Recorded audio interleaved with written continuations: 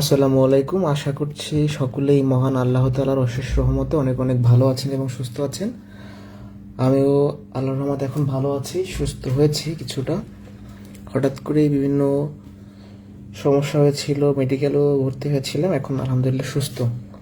আজকে আমরা পরিমিতি শেষ করবো, আপনাদের ক্লাস প্রায় শেষ, মানে এই সপ্তাহে শেষ হবে, দুই একটা ক্লাস বাকি আছে।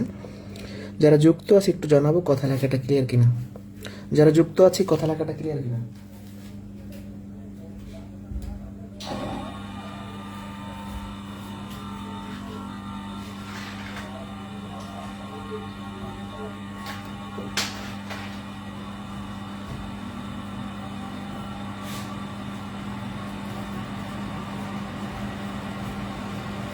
ক্লিয়ার আছে? শুরু করে দিব আমি।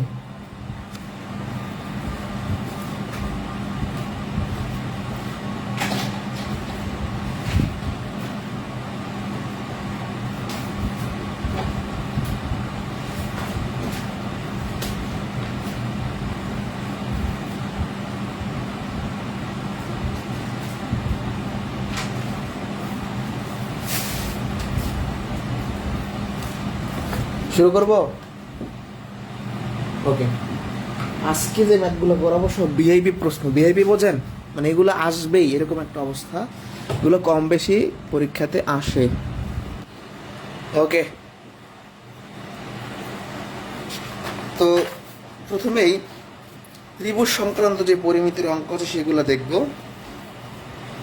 নবম দশম শ্রেণীর পরিমিতি অধ্যায় একদম প্রথম পার্টি হচ্ছে এইটা।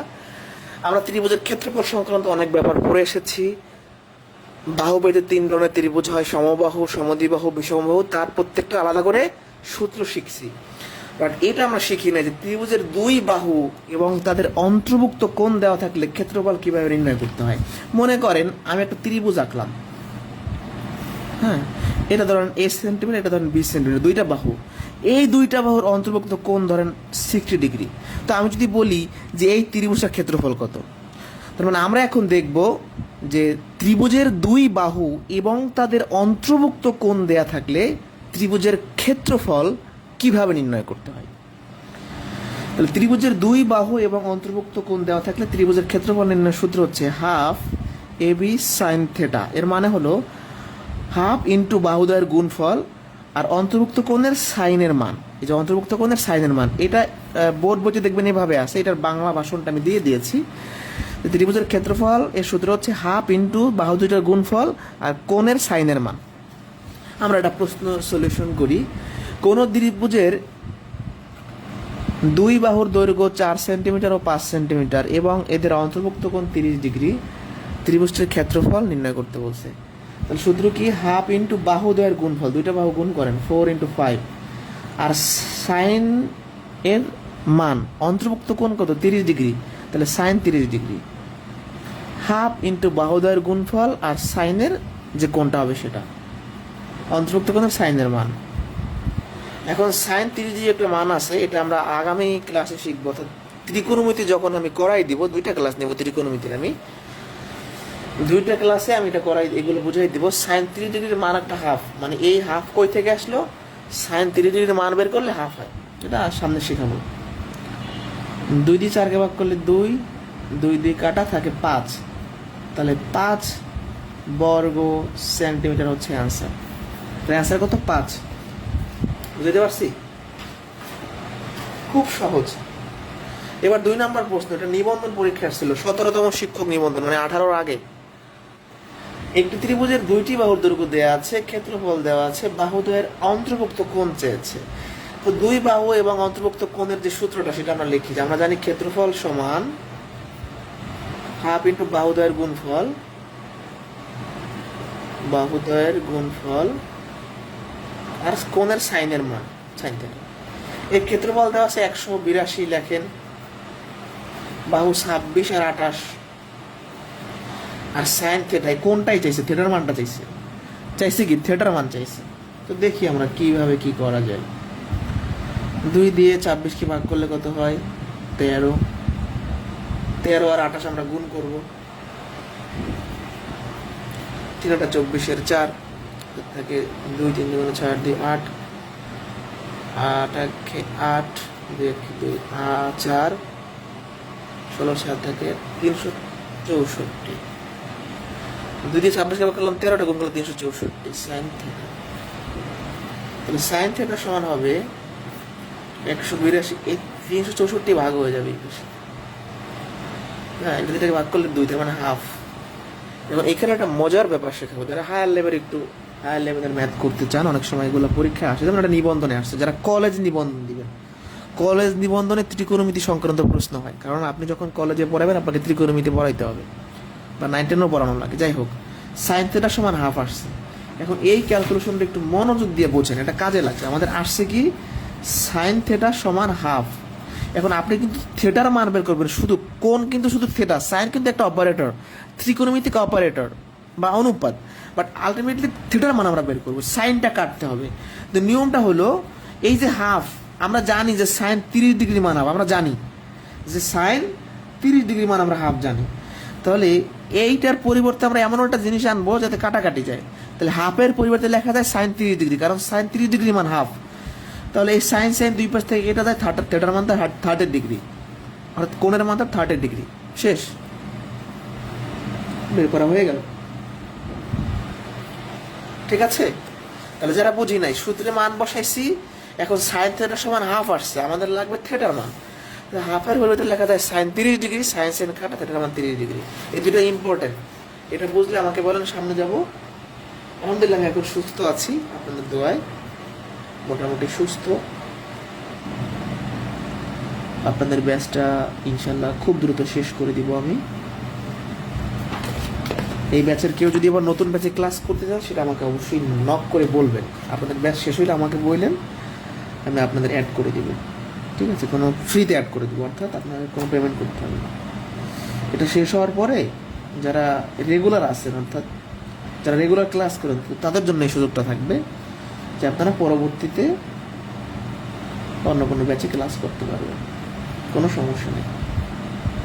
আমি সামনে যাবো কিনা একটু আমাকে বলবেন।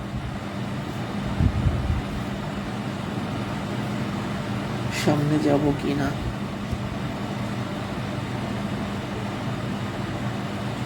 ওকে, আশা করি বুঝতে পেরেছি। আমি সামনে যাচ্ছি। এবার আমাদের আসল ম্যাথ করব।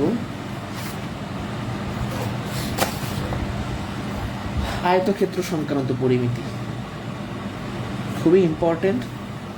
তো আয়তক্ষেত্র সংক্রান্ত পরিমিতি হলো রাস্তার যে পরিমিতির ক্ষেত্রফল সংক্রান্ত প্রশ্নগুলো আছে।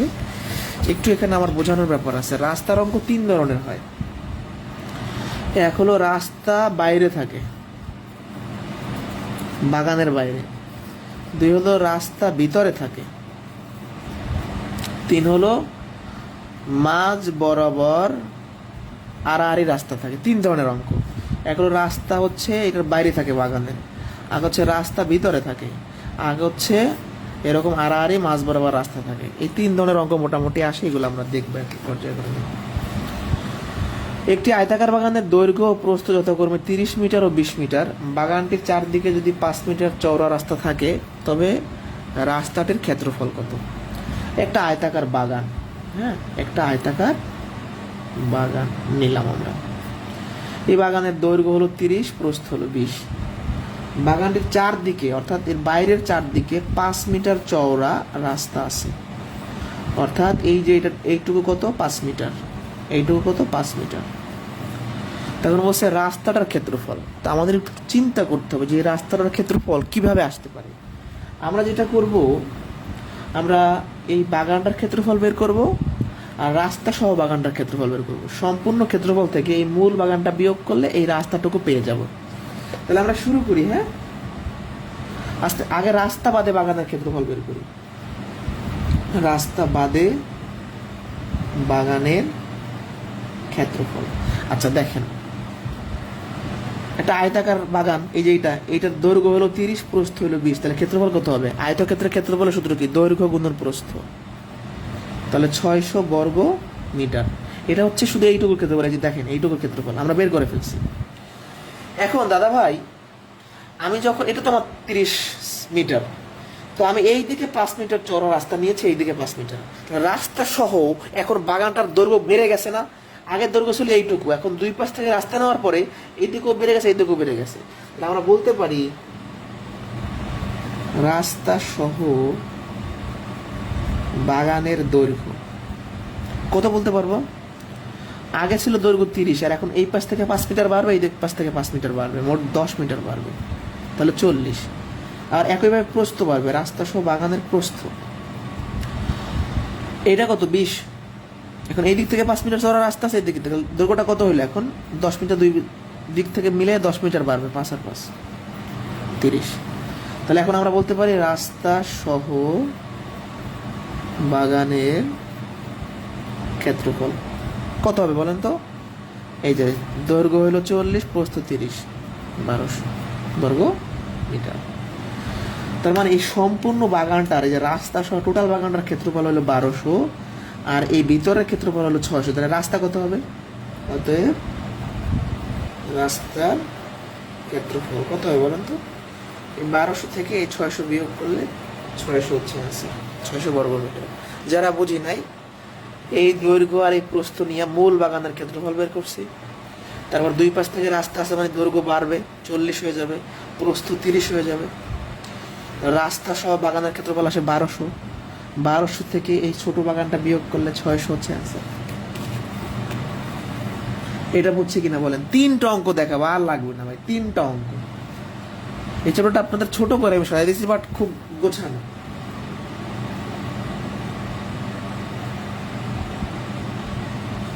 বুঝছে কিনা বলেন?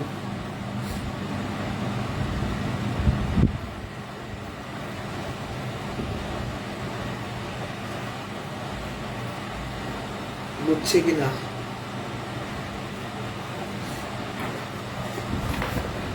কোনো কোশ্চেন আছে? আপনাদের কমেন্ট আছে?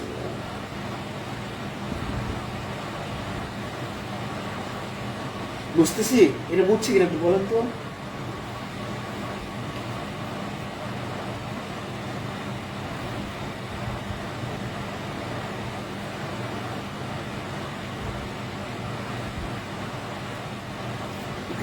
ইজি আছে, এগুলো সহজ। তাহলে এখন আমরা দেখছি বাগানের বাইরে রাস্তা থাকলে, এখন দেখবো ভিতরে রাস্তা থাকলে কি হয় না হয়। একটা আয়তাকার বাগানের দৈর্ঘ্য 32 মিটার, প্রস্থ 24 মিটার, বাগানটির ভিতরে 2 মিটার চওড়া রাস্তা আছে, রাস্তাটির ক্ষেত্রফল। একটা বাগান, হ্যাঁ, আয়তাকার বাগান। তো এই বাগানের দৈর্ঘ্য হলো 32, প্রস্থ হলো 24। কথা খেয়াল করবেন। তাহলে আমরা নর্মাল এই বাগানটার ক্ষেত্রফল বের করি, রাস্তা আছে নাকি সেটা পরে, আমরা নর্মাল ক্ষেত্রফল বের করি। যে আয়তাকার বাগানের ক্ষেত্রফল, তাই দৈর্ঘ্য হলো 32, এলো 24, কোনগুলো সুন্দর 786 বর্গমিটার। তার মানে আমরা যে রাস্তা আছে কিনা এগুলো সব চিন্তা ভাবনা বাদ দিয়ে নর্মালি চিন্তা করতেছি। দৈর্ঘ্য 32, প্রস্থ 24, ক্ষেত্রফল হলো 786। এখন ভিতরে 2 মিটার চওড়া রাস্তা, এইভাবে করে। এখন এটা তো 32 ছিল, এখন এই দিক থেকে 2 মিটার রাস্তা করছে, এই দিক থেকে 2 মিটার রাস্তা করছে। রাস্তা আগে তো রাস্তা ছিল বাইরে, এবার রাস্তা কিন্তু ভিতরে। তাহলে আমরা যদি রাস্তা বাদ দেই, তাহলে বাগানের দৈর্ঘ্য কত হয়? রাস্তা বাদে বাগানের দৈর্ঘ্য, আলটিমেটলি সম্পূর্ণ বাগানটা দৈর্ঘ্য ছিল 32। এখন এই দিক থেকে 2 মিটার রাস্তা বানাইছে, এই দিক থেকে 2 মিটার, মোট 4 মিটার কমে যাবে, তাহলে 28 মিটার। রাস্তা বাদে বাগানের প্রস্থ, প্রস্থ ছিল 24। এখন দেখেন এই দিক থেকে 2 মিটার আমি রাস্তা নিয়েছি, এই দিক থেকে 2 মিটার, তাহলে কত হলো? 4 কমাই দিব, 20। তাহলে এখন রাস্তা বাদে বাগানের ক্ষেত্রফল কত হবে? এই যে 28 গুণন 20, 560 না? এখন দেখেন সম্পূর্ণ বাগানটা হলো 786, আর এইটুকু হলো 560। তাহলে রাস্তার ক্ষেত্রফল কত হবে? রাস্তার ক্ষেত্রফল তাহলে 786 মাইনাস 560, ঠিক আছে? তাহলে কথা হচ্ছে 6 786 না 86 2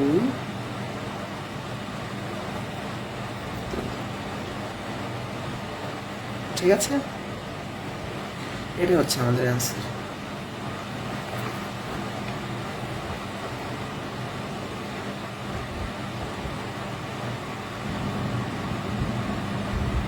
তো ক্যালকুলেশনে ভুল হলো কিনা আমরা দেখি।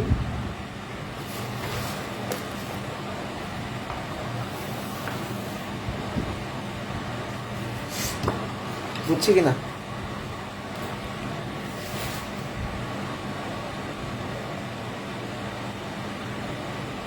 আর একবার দেখে, আচ্ছা ক্যালকুলেশন তো ভুলার কথা না। 786 নাকি মাইনাস 560, 6 2 226। এটা মনে একটু অপশনে ভুল আছে, শিটে আপনার অপশনটা দেখেন তো। আচ্ছা আমি আপডেট শিট দেখি, আপনাদের শিটটা পরে আপডেট করছি কিনা। অপশনের সাথে একটু ঝামেলা লাগছে। আপডেট শিটে আমি দেখে অ্যান্সার ঠিক করে দিয়েছিলাম।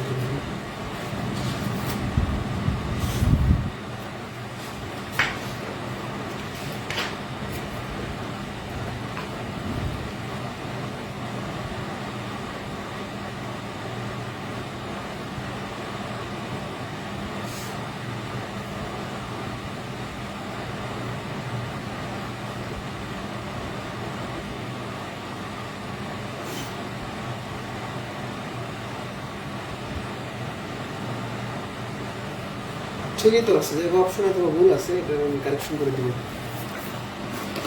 বুঝছে কিনা? এটা বুঝছে কিনা বলেন, এটা বুঝছে কিনা একটু আমাকে জানান, আপনারা এটা বুঝছেন কিনা।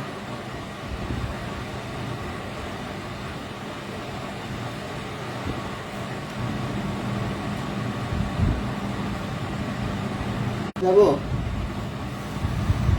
কমেন্ট আসছে না কেন?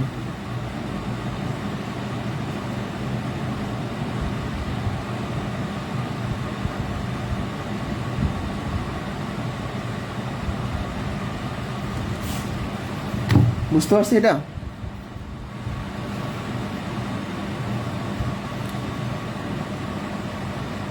ওকে, একটু কমেন্টে জানান যে বুঝছেন কিনা।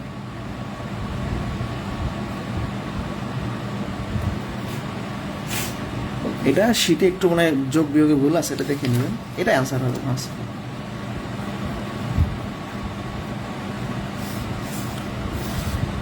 ওকে, এবার 5 নাম্বার কোশ্চেনটা একটু সবাই ভালো করে খেয়াল করবো। 5 নাম্বার, বাগানের ঠিক মাঝ বরাবর আড়াআড়ি রাস্তা থাকলে রাস্তার ক্ষেত্রফল 50 মিটার দৈর্ঘ্য ও 40 মিটার প্রস্থ বিশিষ্ট একটি মাঠের ঠিক মাঝ দিয়ে আড়াআড়িভাবে 3 মিটার চওড়া 2টি রাস্তা আছে। রাস্তা দুইটার মোট ক্ষেত্রফল, এটা কিন্তু একটু ভিন্ন টাইপের অঙ্ক, এটা খুবই ইম্পর্টেন্ট। এবার বাগানের মাঝ বরাবর 2টা রাস্তা, দৈর্ঘ্য বরাবর একটা রাস্তা, প্রস্থ বরাবর একটা রাস্তা, এই রাস্তা দুইটার মোট ক্ষেত্রফল চাইছে, মানে খুবই খুবই ইম্পর্টেন্ট। ঠিক আছে, তো 50 মিটার দৈর্ঘ্য 40 মিটার প্রস্থ একটা মাঠ, তাহলে আমরা একটা মাঠ নিলাম।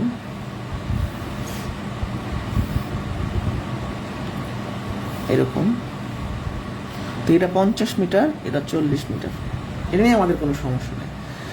ঠিক মাঝ দিয়ে আড়াআড়িভাবে চওড়া আর প্রস্থ ওটা রাস্তা 3 মিটার চওড়া, মানে এই রাস্তারও ক্ষেত্রফল বের করতে হবে, এই রাস্তারও ক্ষেত্রফল। এটা কিন্তু 3 মিটার চওড়া, হ্যাঁ 3 মিটার, এটা কত 3 মিটার। একটু আমি বাইরে চিত্র এঁকে দেখাই, মানে ঝামেলাটা কোথায়। এই দিক বরাবর একটা রাস্তা, দুঃখিত নেট চলে গেছিল।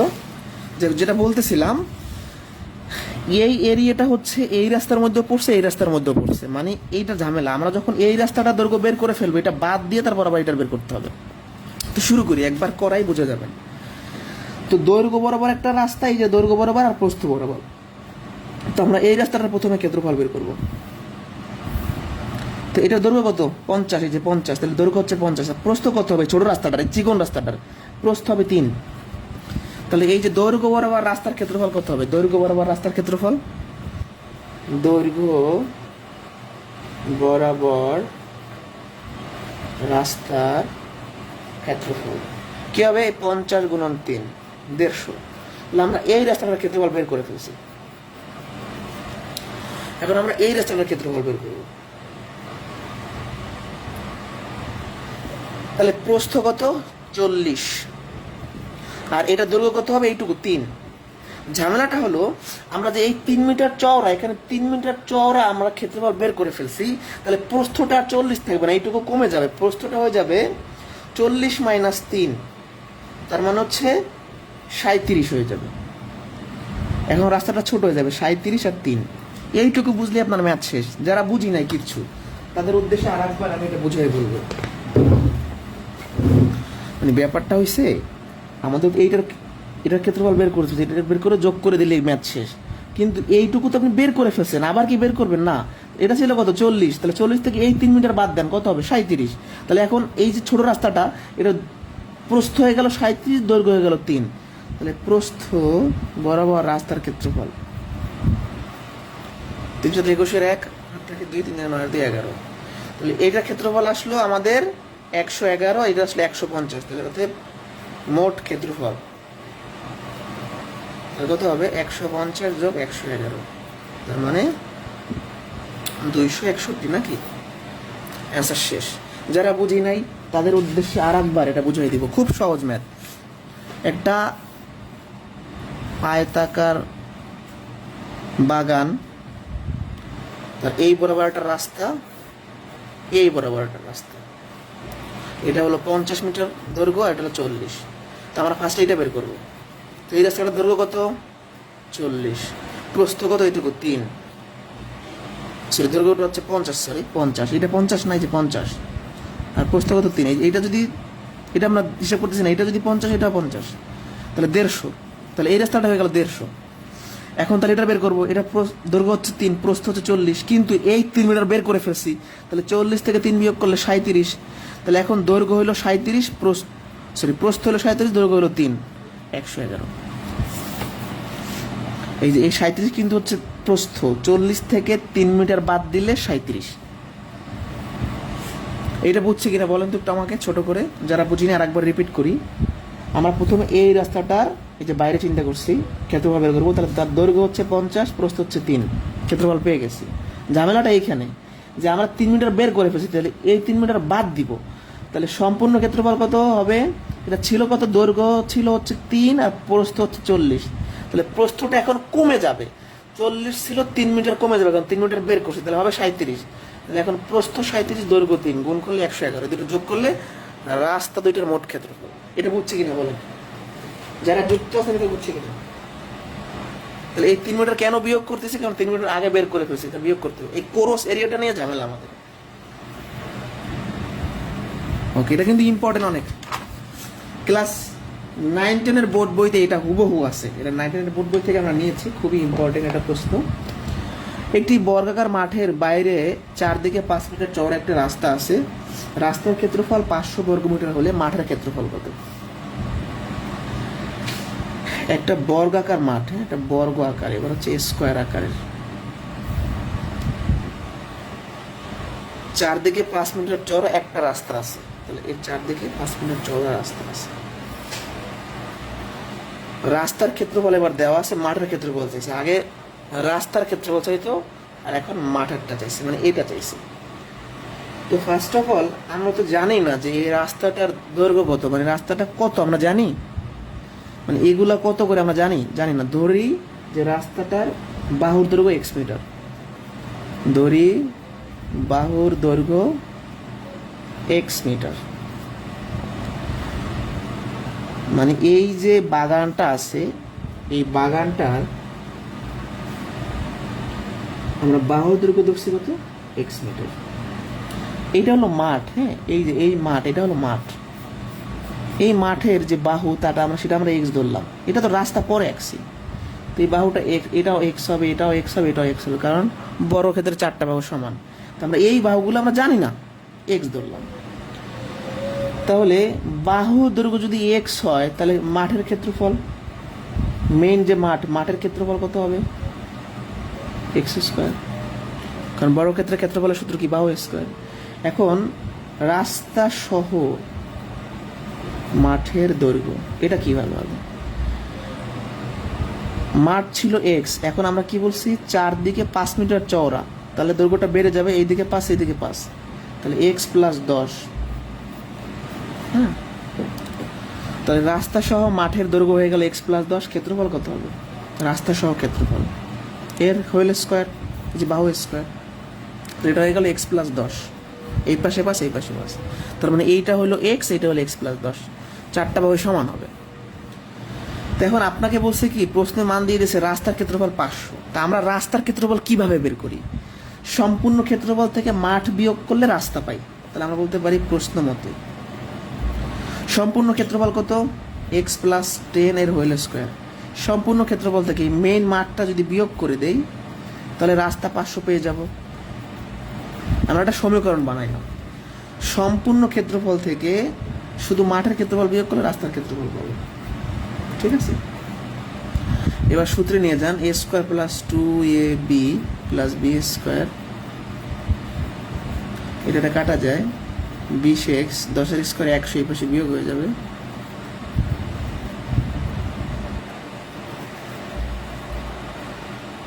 20। এক্স এর মানটা কিন্তু অ্যান্সার না, চাইছে কি মাঠের ক্ষেত্রফল এখানে বসাই দেন, তাহলে 400 হচ্ছে অ্যান্সার। এটা আসতে পারে পরীক্ষা, খুব সহজ। আমরা বর্গাকার মাঠের দৈর্ঘ্যটা জানি না, ধরলাম এক্স, তাহলে তার ক্ষেত্রফল এক্স স্কোয়ার। এবার দুই পাশ থেকে 5 মিটার বাড়লে নতুন দৈর্ঘ্য হবে এক্স প্লাস 10, যখন ক্ষেত্রফল হবে এইটা। এখন কোশ্চেনে দেওয়া আছে রাস্তার ক্ষেত্রফল সম্পূর্ণ মাঠ থেকে, এই যে সম্পূর্ণ মাঠ থেকে ভিতরের মাঠটা বিয়োগ করলে, মানে রাস্তা সহ মাঠ থেকে ভিতরের মাঠটা বিয়োগ করলে রাস্তার ক্ষেত্রফল পাবো। এই পর্যন্ত ডান কিনা বলুন?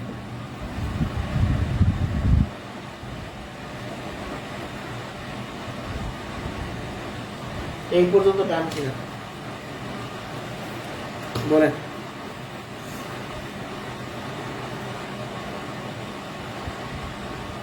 এই পর্যন্ত ডান হইলে বাকি অঙ্কগুলো করে দিব।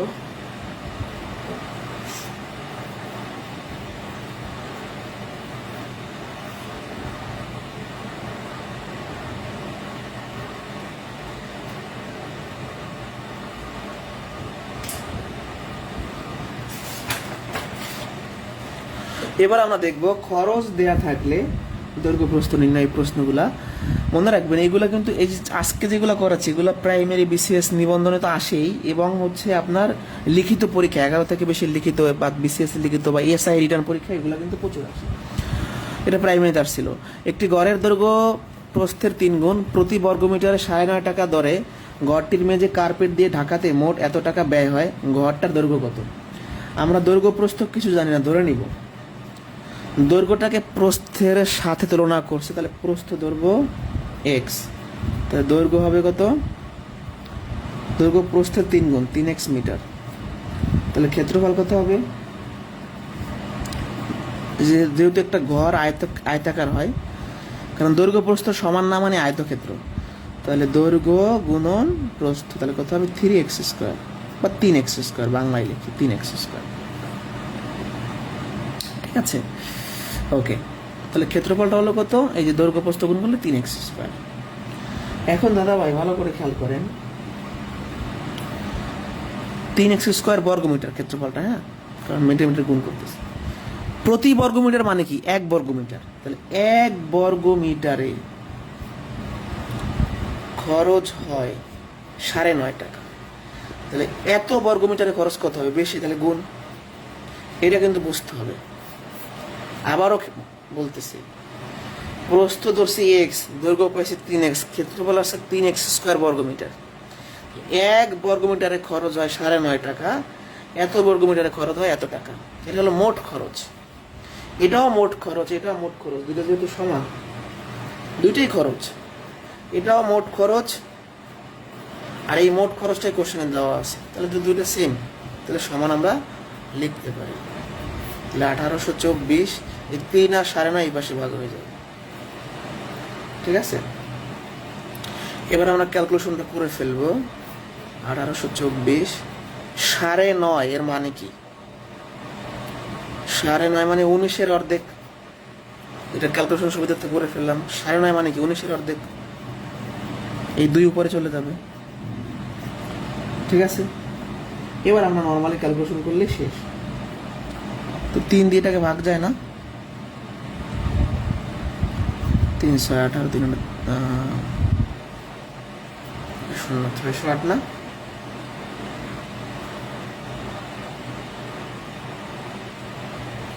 3 দিয়ে ভাগ করলে 608। এবার হচ্ছে 19 দিয়ে এটাকে ভাগ যায় কিনা,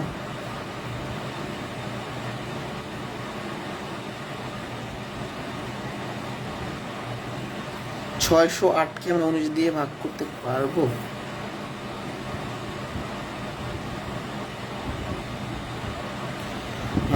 সম্ভবত সম্ভব। দেখি 1824 608 ভাগ 19, 3 19 যাবে মনে হয়।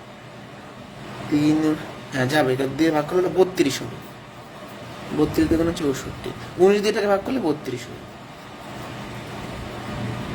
এই যে ভাগ করে দেখেন, নর্মালি 3 আর 2 আসবে, স্কোয়ারটা রুট হয়ে যাবে 8 হচ্ছে এক্স এর মান। তাহলে প্রস্থ বেরোচ্ছে 8, চাইছে দৈর্ঘ্য, তাহলে 3 আর 24 হবে আনসার। 24 হবে আনসার। যারা বুঝে নেই প্রথম থেকে বুঝে আসবো। প্রস্থ ধরছি এক্স, দৈর্ঘ্য পাইছে 3x, ক্ষেত্রফল পাইছে এত বর্গমিটার। 1 বর্গমিটারে খরচ হয় এত, 3x স্কোয়ার বর্গমিটার হবে এত। এটাও খরচ, এটাও খরচ, সমান লিখে এক্স এর মানটা বের করছি। কাটাকাটি যারা বুঝি নাই, 3 দিয়ে ভাগ করলে 608, 19 দিয়ে 608কে ভাগ করলে 32, 32 দিয়ে 64, তাহলে এক্স এর মানটা হবে 8, দৈর্ঘ্য চাইছে 3 আর 24। এটা ডান কিনা? ডান কিনা বলেন?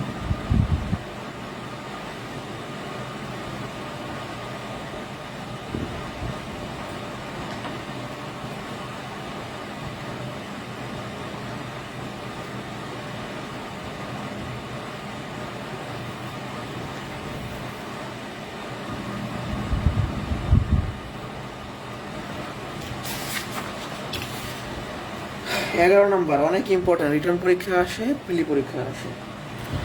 20 মিটার দীর্ঘ একটি কামরার মেঝে কার্পেট দিয়ে ঢাকতে 7,500 টাকা খরচ হয়। যদি ওই কামরার প্রস্থ 4 মিটার কম হতো তবে 6,000 টাকা খরচ হতো। কামরাটির প্রস্থ কত? চিত্র আঁকলেই ম্যাথ শেষ। দেখেন, কামরা মানে একটা ঘরের, মনে করেন ফ্লোর, এই সম্পূর্ণ ফ্লোরটা যদি আমি কার্পেট দিয়ে বিছাই তাহলে আমার মোট 7,500 টাকা খরচ হবে। এখন আমি যদি 4 মিটার প্রস্থ কমাই দিই, ঠিক আছে, এটা তো প্রস্থ, তাই না?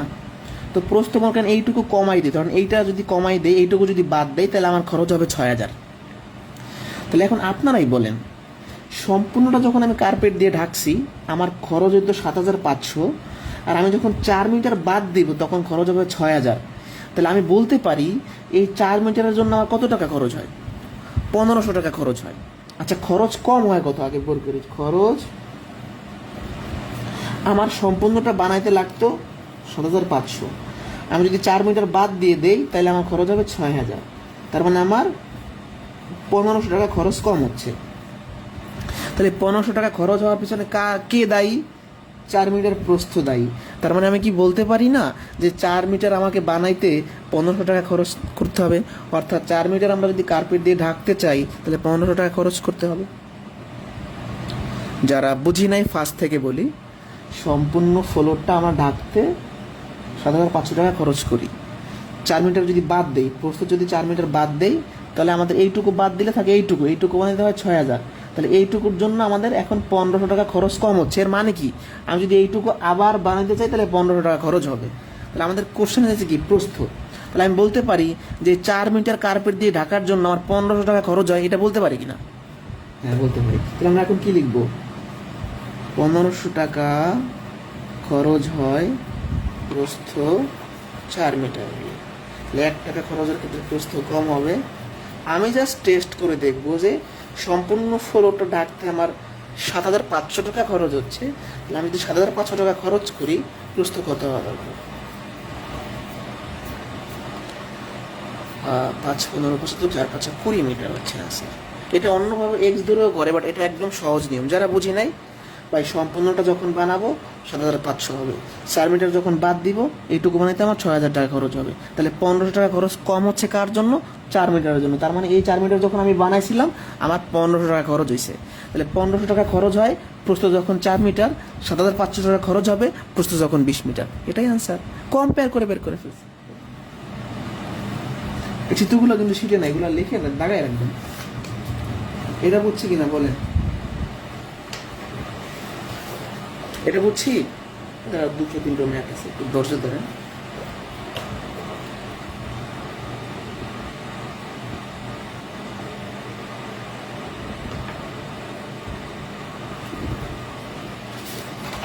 ওকে, যদি এটাও ইম্পর্টেন্ট, যদি 12 ফুট দীর্ঘ 9 ফুট প্রস্থ বিশিষ্ট একটি কার্পেট দিয়ে একটা রুমের 60% জায়গা ঢেকে দেওয়া যায়, তো ওই মেঝের ক্ষেত্রফল কত বর্গ ফুট? এটা ইম্পর্টেন্ট। একটা ফ্লোর মানে মেঝে, এই ফ্লোরের 60% জায়গা, মনে করেন এই জায়গাটুকু আমি যদি কার্পেট দিয়ে ঢাকি, তাহলে এই কার্পেটের দৈর্ঘ্য হলো 12, প্রস্থ হলো 9। আচ্ছা, আমরা কার্পেটের ক্ষেত্রফল বের করি। কার্পেটের ক্ষেত্রফল কত হবে? 108 না, 108 বর্গ ফুট। তার মানে এইটুকু 108 বর্গ ফুট। এখন দাদা ভাই খেয়াল করেন, এই কার্পেটটা এই ফ্লোরটার কতটুকু জায়গা দখল করেছে? 60%। বাট আমার লাগবে কি সম্পূর্ণ ফ্লোরের ক্ষেত্রফল। তাহলে দেখেন, মেঝের 60% জায়গা, এটা কতটুকু হয়? 108 বর্গ ফুট হয়। ভালো করে খেয়াল করবেন, আমরা এই ফ্লোরটা 60% জায়গা ঢাকবো, সেই কার্পেটের দৈর্ঘ্য 12, প্রস্থ 9, তার মানে ক্ষেত্রফল 108। তার মানে এইটুকু 108। তাহলে 108 হচ্ছে 60%। এই মেঝেটা 60% সমান 108। তাহলে মেঝের 1% সমান কত হবে? 108 ভাগ 60%। অতএব সম্পূর্ণ মেঝে লাগবে, তার মানে কি 100% মেঝে লাগবে। টেকনিক্যালি আমরা সবসময় অ্যান্সার বের করার চেষ্টা করি, এটা কিন্তু শর্টকাট না, এটার নিয়ম। পার্সেন্টেজ কাটা, 0 কাটা। তাহলে আমরা যদি ভাগ করি, আপনার এটা দিয়ে ভাগ করলে হচ্ছে আমাদের 5 দিয়ে 2 দিয়ে ভাগ করলে 5, 2 দিয়ে ভাগ করলে 3, তারপর হচ্ছে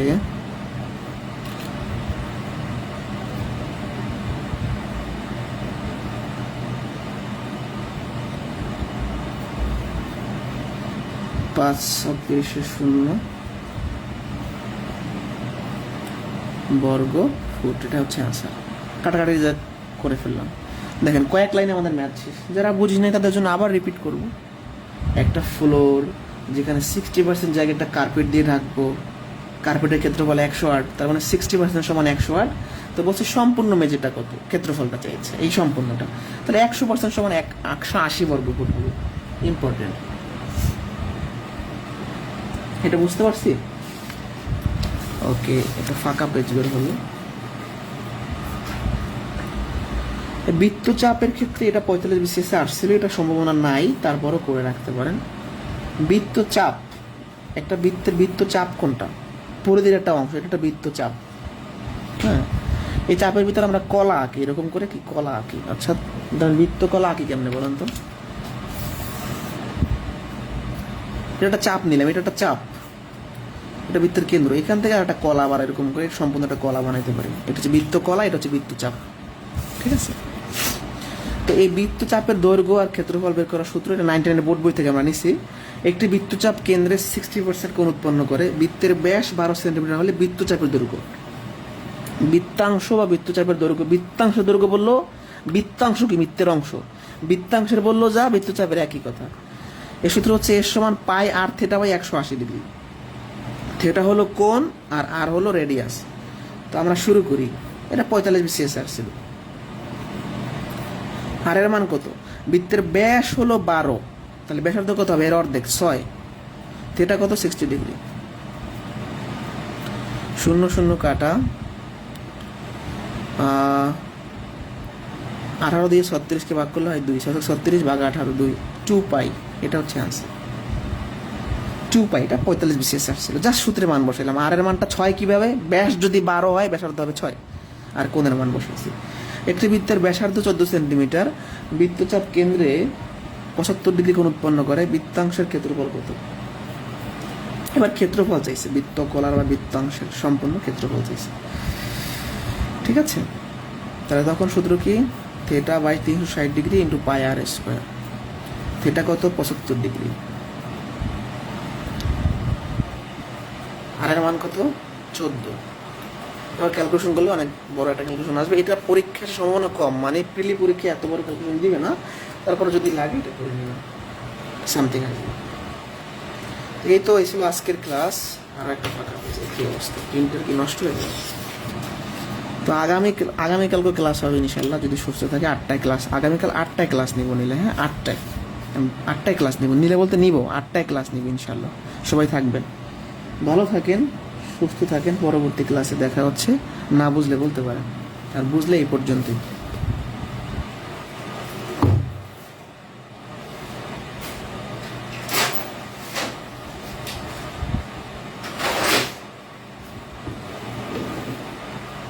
ঠিক আছে, আল্লাহ হাফেজ।